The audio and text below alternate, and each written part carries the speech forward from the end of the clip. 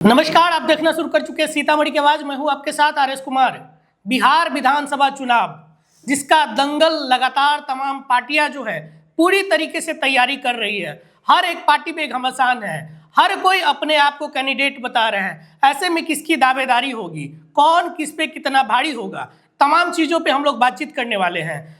अभी सीतामढ़ी के 8 विधानसभा जो है उस पर हम लोग चर्चा कर रहे हैं। सबसे पहले हम लोगों ने परिहार विधानसभा को लेकर चर्चा किया, वहां कौन कौन प्रत्याशी है, क्या इतिहास रहा, तमाम चीज जाने। उसके बाद बथनाहा विधानसभा पर चर्चा हुई, लोगों का काफी अच्छा फीडबैक रहा। हम लोग आज जो चर्चा कर रहे हैं वो सीतामढ़ी विधानसभा पर। हमारे साथ बातचीत करने के लिए, तमाम चीजों का सटीक विश्लेषण के लिए पिछले 35 साल से पत्रकारिता जगत में एक अलग नाम बना चुके वरिष्ठ पत्रकार अवध बिहारी उपाध्याय जी हैं। सीतामढ़ी की आवाज पे स्वागत है। जैसा चर्चा हम लोग कर रहे हैं सीतामढ़ी विधानसभा को लेकर, क्या लगता है बाबा, यहाँ से कौन जो है प्रत्याशी किस पे भारी हो सकता है, किसकी कितनी तैयारी है, इसका इतिहास क्या रहा है?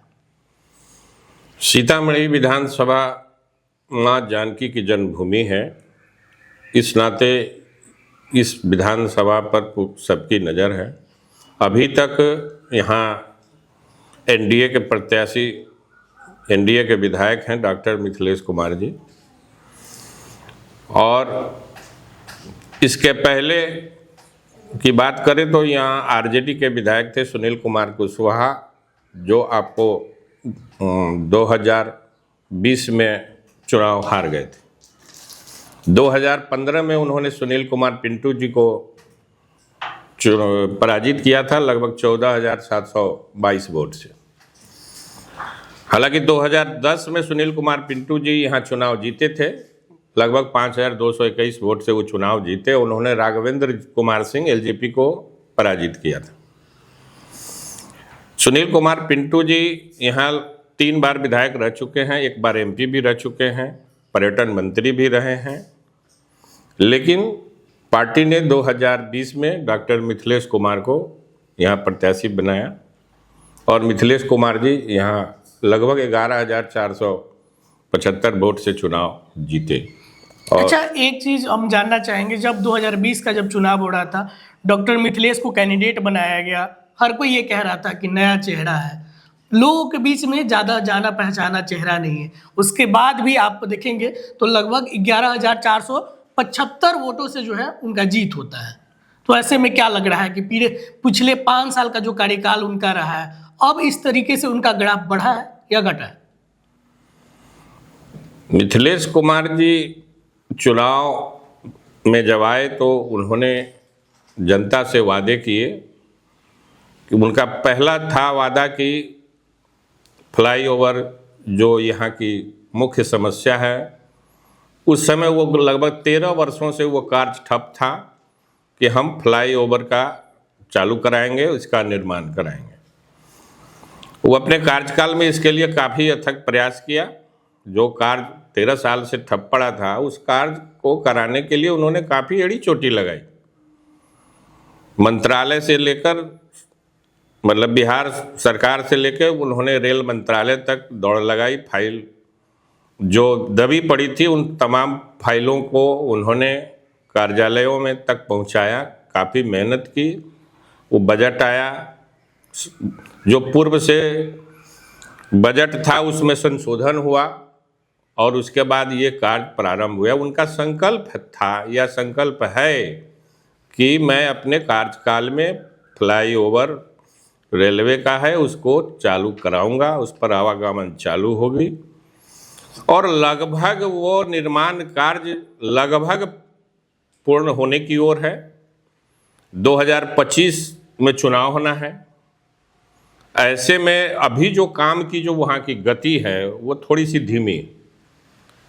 ऐसे में ये कहना मुश्किल है कि वो 2025 में चालू हो पाएगा कि नहीं, लेकिन ये है कि 2025 से 26 तक ये जरूर चालू हो जाएगा और यहाँ के लोगों की ये जो समस्या है वो दूर हो जाएगी। अच्छा, चुनावी वर्ष है, लगातार चर्चा चल रहा है। कई ऐसे विधायक हैं जिनके टिकट कटने की भी बात हो रही है, कई ऐसे हैं जो पुराने बरकरार रहेंगे। ऐसे में क्या लग रहा है, सीतामढ़ी विधानसभा से अगर भाजपा विधायक मिथिलेश कुमार का टिकट कटता है, वैसे में कोई एनडीए के ऐसे दावेदार हैं जो इस सीट को फिर से जीत के दिलाएंगे? देखिए, ऐसे तो संभावना नहीं है कि ये सिटिंग टिकट कटे डॉक्टर मिथिलेश कुमार जी का। अगर टिकट कटता है तो इसमें सबसे प्रबल दावेदार सुनील कुमार पिंटू जी हैं, जो लगातार संपर्क में हैं, पार्टी के लोगों के संपर्क में भी हैं और कार्यकर्ताओं के संपर्क में भी हैं, और जगह जगह वो लोगों के बीच जा भी रहे हैं। दूसरा है कि देवेंद्र शाह भी लगे हुए हैं। उनका तो ये है कि हमको रीगा या सीतामढ़ी कहीं से भी पार्टी हमको उम्मीदवार बनाए, हम चुनाव जरूर लड़ेंगे।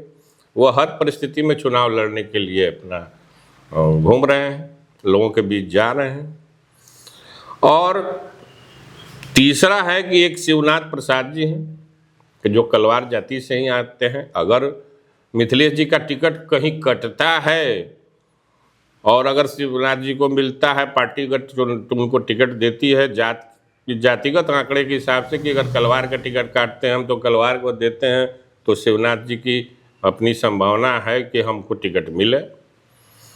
और उसके बाद श्यामनंदन जी हैं कि हम तेली समुदाय से आते हैं और पुराने कार्यकर्ता हैं, पार्टी के लिए बहुत समर्पित रहे हैं, तो वो भी लगे हैं कि हमको भी टिकट मिले।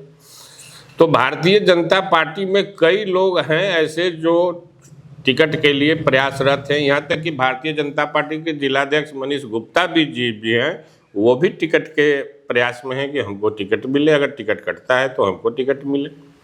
और पार्टी के कार्यकर्ता हैं लोग, सब लोग अपना स्तर से प्रयास कर रहे हैं कि पार्टी हमको टिकट दे, पार्टी हमको प्रत्याशी बनाए तो हम चुनाव जीतेंगे।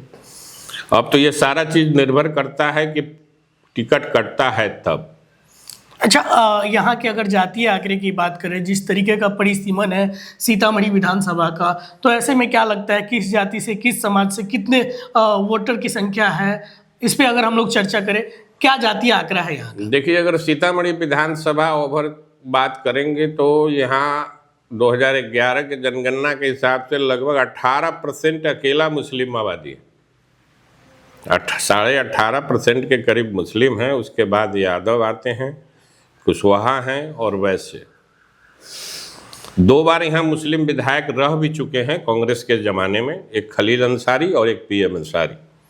कांग्रेस के ज़माने में यहाँ 2 बार विधायक रह चुके हैं। एनडीए के बाद अगर हम चर्चा करें महागठबंधन की, तो वहाँ से कौन कौन से संभावित उम्मीदवार हैं, किसकी कितनी दावेदारी है? क्योंकि वहाँ से ऑलरेडी सुनील कुमार कुशवाहा एक बार विधायक रह चुके हैं, उसके बाद और कौन कौन से संभावित उम्मीदवार हैं? हाँ, 2015 में सुनील कुशवाहा यहाँ से चुनाव जीत चुके हैं सीतामढ़ी विधानसभा से लगभग 14,722 वोट से। 2020 में वो चुनाव हार गए मिथिलेश जी से।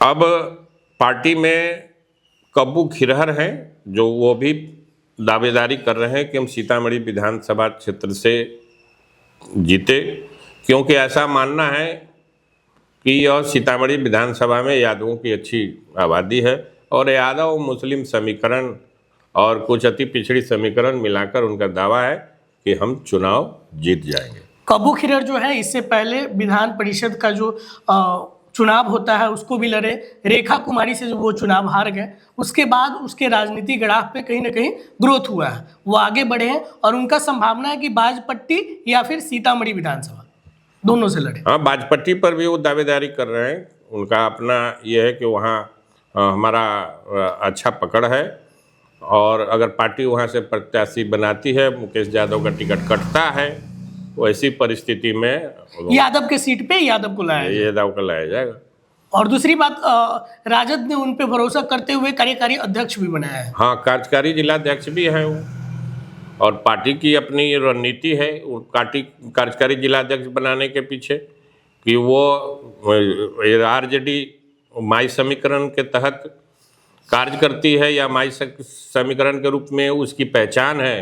तो ये सीतामढ़ी विधानसभा क्षेत्र में 18.5% के करीब मुस्लिम आबादी है, जो 1 नंबर आबादी है जातिगत आंकड़े के हिसाब से, और दूसरा में यादव है, तो वो माई समीकरण के हिसाब से वो जीत अपनी पक्की मान रहे हैं और पहले इसी के लिए प्रयासरत भी रहे हैं।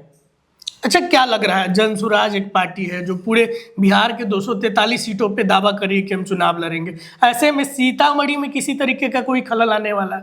सीतामढ़ी के किला को ध्वस्त करने के लिए क्या जनसुराज जो है इधर उधर कर सकता है? सीतामढ़ी विधानसभा क्षेत्र से प्रशांत किशोर जी की जनसुराज पार्टी से नाम आ रहा है जियाउद्दीन खां जी का। जियाउद्दीन खां जी काफ़ी चर्चित लोग हैं और जदयू के जिला अध्यक्ष भी रह चुके हैं, पार्टी में जदयू में भी रहे, उनकी अपनी काफ़ी पकड़ है और सामाजिक स्तर पर भी उनकी अपनी अलग पहचान है और वह भी जनसुराज पार्टी में, और संभावना है कि पार्टी उनको अपना प्रत्याशी बनाती।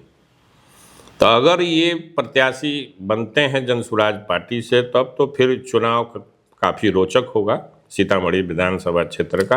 यहाँ का जिस तरीके से जातीय समीकरण है उसमें कुशवाहा समाज का भी एक अहम रोल रहता है।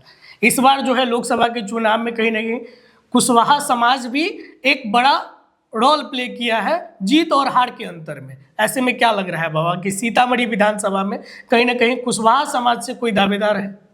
अब दावेदारी कर रहे हैं लोग, प्रयास हैं। भारतीय जनता पार्टी से रामाधार महतो हैं जो लगे हुए हैं कि भाजपा अगर टिकट काटती है तो कुशवाहा समाज से हमको टिकट दे, और जनसुराज पार्टी से अजीत मुखिया हैं जो जनसुराज पार्टी में प्रयासरत हैं कि पार्टी हमको उम्मीदवार बनाए, क्योंकि यहाँ कुशवाहा आबादी के हिसाब से यहाँ कुशवाहा विधायक रह चुके हैं, यहाँ के कुशवाहा एमपी रह चुके हैं, यहाँ कुशवाहा एमएलसी रहे हैं।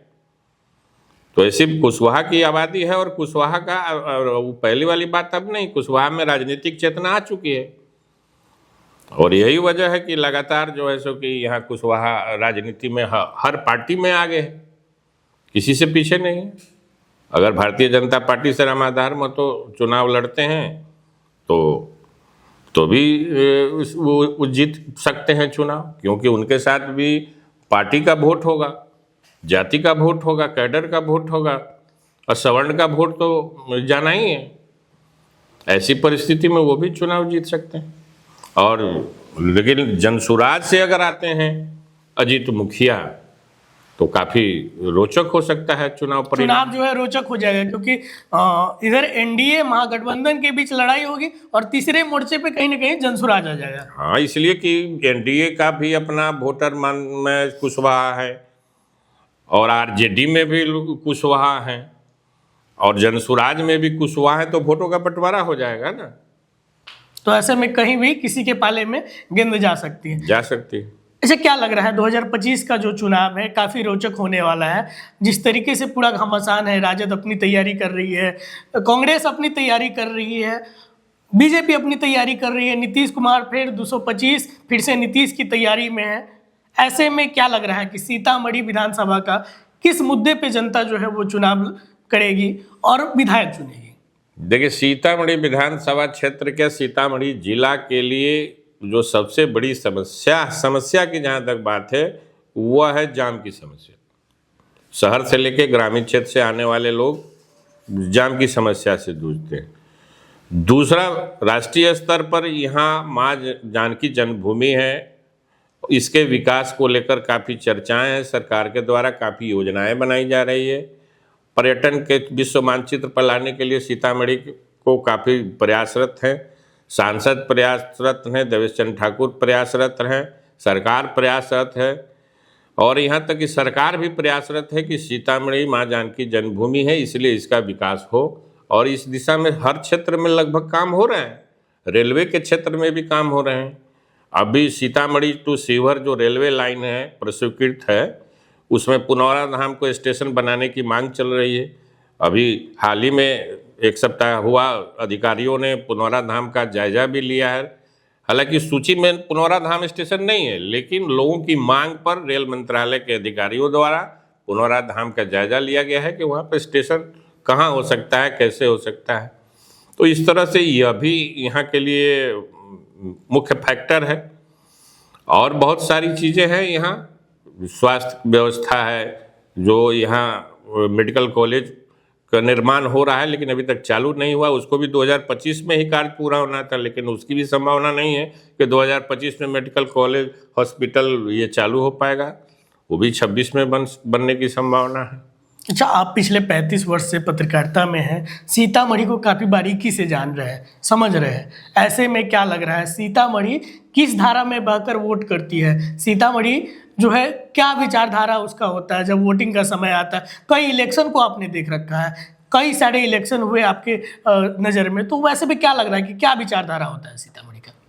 देखिए, सीतामढ़ी की विचारधारा क्या कहनी है, पूरे बिहार का चुनाव विकास की बात करते करते लास्ट में वो जाति के आधार पर विकास मतदाता जो है सो की वोट डालते हैं। और बिहार में जो चुनाव हो रहा है वो कोई इतर नहीं है। सभी लोग जानते हैं कि यहाँ दो ही ध्रुव है चुनाव का, एक एनडीए नरेंद्र मोदी और दूसरा महागठबंधन तेजस्वी यादव। यही दो फैक्टर है, यही दोनों के बीच में चुनाव होता है और मतदाता उसी हिसाब से वोट डालते हैं। विकास कोई फैक्टर नहीं रह जाता है चुनाव के समय। हालांकि बातें होती हैं विकास की, वादे भी किए जाते हैं विकास के, लेकिन वोट डालने जाने समय मतदाता जो है जात पे आ जाता है, जात के पर वो जाकर वोट डालते हैं। सीतामढ़ी के जो भी जिलाध्यक्ष हैं, अधिकतर जिलाध्यक्ष ये दावा कर रहे हैं कि हम 8 से 8 विधानसभा जीतेंगे। आपको क्या लग रहा है कि इस ऐसे परिस्थिति में जो अभी गठबंधन चल रहा है, एनडीए का हो या महागठबंधन का हो, ऐसे में क्या लग रहा है कि कौन कौन सीट किसके पाले में जा सकता है? देखिए, सीतामढ़ी जिला में 8 विधानसभा क्षेत्र है। कुछ विधानसभा क्षेत्रों में जनसुराज पार्टी प्रत्याशी खड़ा करने जा रही है। वैसे परिस्थिति में महागठबंधन का कुछ विधानसभा क्षेत्रों में खेल बिगड़ सकता है। मेरे अभी जो है 2 विधानसभा बेलसंड में जो है राजद के विधायक हैं। वहीं दूसरी बात करें तो बाजपट्टी में मुकेश यादव वहां से विधायक है। महागठबंधन की तरफ से अगर देखा जाए तो पूरे 8 विधानसभा में से केवल 2 विधानसभा ऐसा है जहां पे उसके विधायक हैं। हाँ, तो बाजपट्टी विधानसभा क्षेत्र से भी जनसुराज के उम्मीदवार चुनाव लड़ने वाले हैं, उनकी तैयारी चल रही है। पूर्व सांसद मरहूम अनवारुल हक के पुत्र जनसुराज पार्टी में हैं। वो दिन रात बाजपट्टी विधानसभा क्षेत्र में अपना कैंपेनिंग कर रहे हैं, घूम रहे हैं। और वहाँ भी बेलसंड में भी जो है हाँ, जनसुराज पार्टी के कहीं ना कहीं ऐसा लग रहा है कि जनसुराज के आने के बाद महागठबंधन जो है उसी को अधिक नुकसान। हाँ, जनसुराज के आने के बाद महागठबंधन को नुकसान होना की संभावना है।